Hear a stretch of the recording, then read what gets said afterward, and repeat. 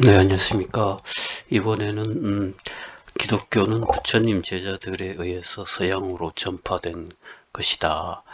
이 주제에 대해서 말씀을 드리면은 예수 탄생 시점이 부처님의 설법 시기에 보다 한 500년 정도의 이후의 일입니다. 그래서 예수도 그 부처님의 제자의 제자일 가능성이 매우 크다. 그것은 기독교의 그 성경 교리, 핵심 교리와 불교의 부처님 말씀 중에서도 아주 유사하고 흡사한 것이 너무나 많이 나온다.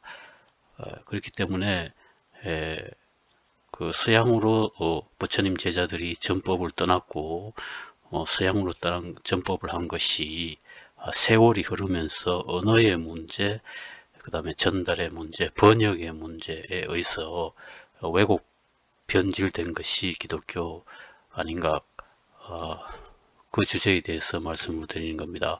그래서 처음에 이 부처님 제자들이 서양으로 전법을 떠나려고 이렇게 했을 당시에 부처님께서는 처음에 그 반대를 하셨어요. 왜냐하면은 그 당시에 서양 세계는 극악무도한 거대한 미신사회이고 종교의 씨앗이 거의 없었던, 그래서 심지어는 그쪽 사회는 사람들이 이 제사를 지내는 것이 사람을 죽여서 심장을 꺼내놓고 어, 제단에 올리면서 제사를 지내는 것이 광범위하게 퍼져 있던, 그 정도로 거칠은 사회이기 때문에 전법을 떠나는 것을 반대하셨어요. 그런데 제자들이 워낙 그 서양으로 전법을 떠나려고 의지가 강하기 때문에 그러면은 그 사람들이 욕을 하면 어떻게 할 것이냐 하자 제자들이 돌멩이나 몽둥이로 치지 않는 것에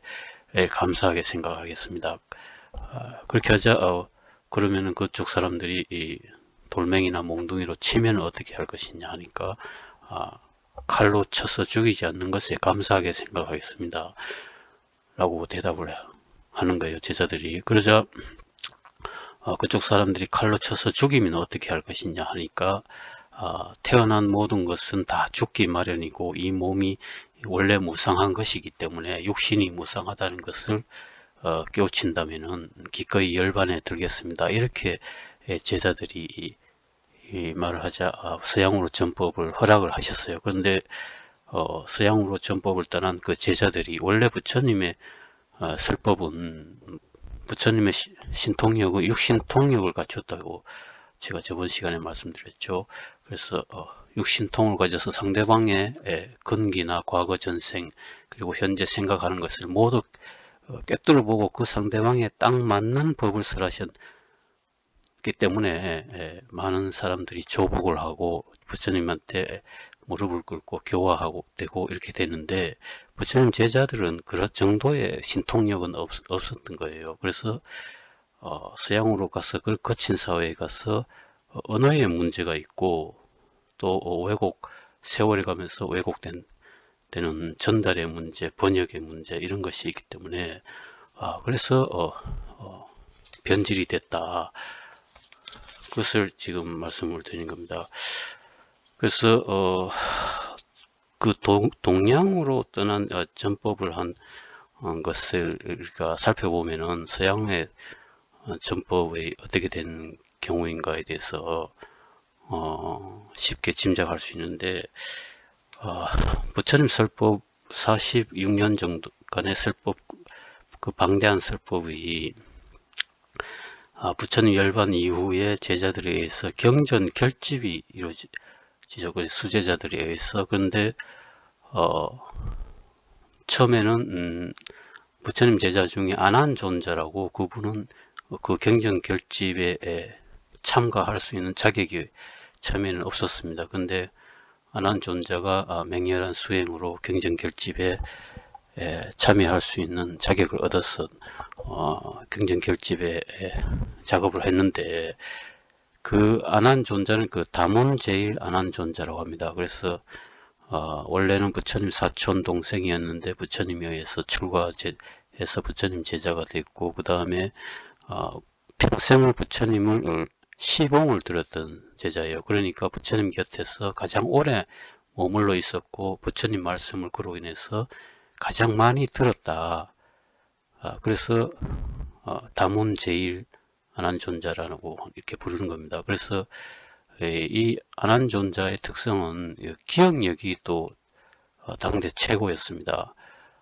그때 당시 인도 사회는 머리 좋은 사람은 다 출가 수행하는 것을 남자들의 로망으로 여기던 사회이기 때문에 오늘날의 그 컴퓨터가 많은 용량을 이렇게 메모리 하듯이 이 안한존자의 그러한 능력이라고 하는 것은 과거 세세생생을 부처님 설법 듣기를 좋아하셨고 그런 전생 근기에 의해서 이미 부처님 법에 대한 조회가 있기 때문에 부처님 법을 한번 들으면 그것을 다 기억할 수 있는 그런 능력이 탁월하게 있었던 것입니다. 그래서 부처님께서 원래 이 인간 세상에 사람 몸 받아서 오실 당시에도 주변에 그 아주 수준이 높았던 그 제자들이 앞서거니 뒤서거니 따라와서 부처님을 도우셨다는 그런 것을 생각할 때 그렇게 부처님을 따라와서 도우셨던 그런 분 중에 한 분이 아닌가 그렇게 계신다면 이 안한존자가 얼마나 그 기억력이 탁월하고 좋은가 알 수 있어요.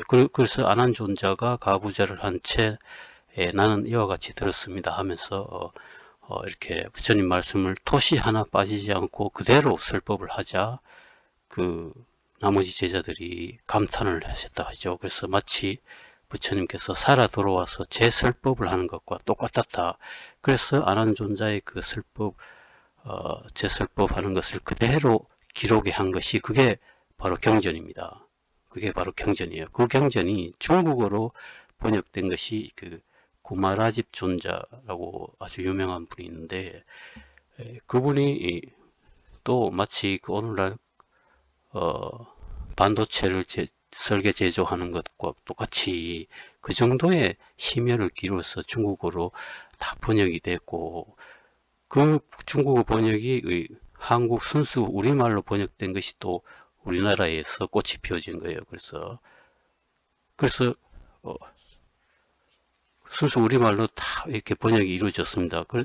이런 식으로 동양으로 이렇게 전파되는 것은 이 번역하는 것을 그러니까 아주 치밀하고 세밀하게 반도체를 만드는 것처럼 이런 절차로 번역이 이루어진 것입니다. 요거는 법화경이라는 경전의 부처님 말씀 중에서의 한 구절인데요.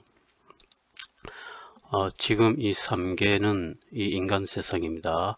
사바세계 모두 바로 나의 것이며 그러니까 부처님 것이다. 그 가운데 중생은 모두 바로 나의 아들이거늘 그러나 지금 이곳은 모든 근심과 난리가 많으니 오직 나 한 사람만이 능히 구원하고 보호할 수 있느니라.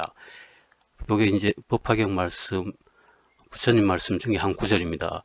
그래서 왜 이 구절을 제가 말씀드리냐면은 부처님께서 이 인간 세상에 오신 그 원인은 일대사 인연고 출현어세라고 법화경에서 나오죠. 그러니까 한 가지 큰 일을 인연으로 이 인간 세상에 사람 몸 받아서 오셨다. 이렇게 근데 그렇게 오셔가지고 어린 아기로 오시면은 모든 기억은 다 상실하고 아기로 오시게 돼. 그런데 그 아기가 점점 나이가 들면 들수록 과거 전생 근기에 의해서 그리고 보통 사람과 다른 생각을 하고 해서 완전한 열반 그러니까 큰 깨달음 완전한 깨달음을 이루신 것을 보여주셨고 그리고 나서 완전한 깨달음을 이루고 나서 그 깨달으신 바의 법을 이 사람들에게 설법을 한들 사람들이 이해하지 못하고 오히려 욕을 할 것이다. 그래서 설법을 하지 않고 바로 열반에 드시려고 처음에는 그렇게 하셨어요. 그런데 천왕이 내려와서 무릎을 꿇고 3번을 간청을 하는 바람에 인간 세상에 설법을 해주시라고 그렇지 않으면 이 인간 세상이 참혹해지고 마왕의 세상이 된다. 그래서 설법을 하게 되신 거예요. 근데 처음부터 그러니까 이런 설법, 그러니까 부처님의 그 본질적인 본래부터 이 세상에 와서 설법하시고자 했던 이런 내용을 설법하면은 많은 사람들이 욕을 하고 믿지 않기 때문에 처음에는 이런 설법을 하지 않고 방편법을 설법하셨어요. 그러니까 설법에 계획적으로 설법하셨다는 겁니다. 그러니까 체계적으로 처음에는 반야심경이니 금강경이니 하는 이런 주로 마음의 문제에 대해서 설법을 많이 하셨었어요. 그리고 나서 제자들이 수준이 높아졌을 때 후반부에 가서 한 40여 년을 그런 식으로 마음에 관한 설법을 많이 하셨고, 그 다음에 후반부에서 본래 진실법, 본래 이 세상에 와서 법을 설하시고자 하셨던 본래 그 법을 설법하신 겁니다. 그런데 그게 바로 그 중에서 한 구절입니다. 이것이 그 중에서. 그래서 이렇게 체계적이고 방대하고 체계적인 것인데, 오늘날 불제자들조차도, 그러니까 그때 당시에 부처님 제자들조차도 이렇게 방대한 체계를 모르고 취업적인 것만 아는 제자들이 수없이 많았는데, 하물며 오늘날의 불제자들조차도는 어떻겠습니까? 그러니까 전체를 모르고, 그러니까 본질적인 것을 모르고 지엽적인 것을 이 부처님 가르침이라고 이렇게 인식하고 있는 그런 사람들, 일반인들 수없이 많다는 거죠. 그러니까 하물며 그래 한 짓인데 서양으로 간 것은 어떻겠습니까? 서양으로 간 것은 더 변질되고 더 왜곡될 수 있는 거죠. 그것이 바로 기독교다, 이렇게 말씀드리는 겁니다. 무슨 말씀인지 아시겠죠? 그래서 이만큼 너무나 미묘하고 방대 체계적인 것인데, 그것을 그러니까 부처님 당시에 부처님 제자들조차도 이것을 이해하지 못했던 제자들이 더 많았었는데, 하물며 오늘날의 일반 사람들은 어떻겠습니까?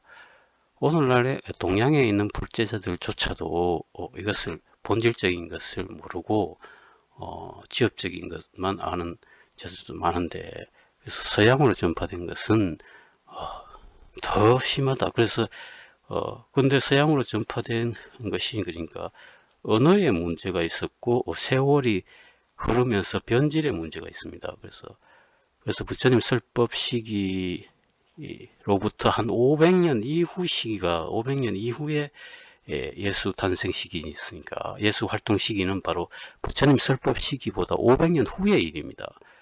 그리고 성경의 기독교 성경의 그 많은 핵심적인 교리들 중에서 수많은 부분이 부처님 말씀하고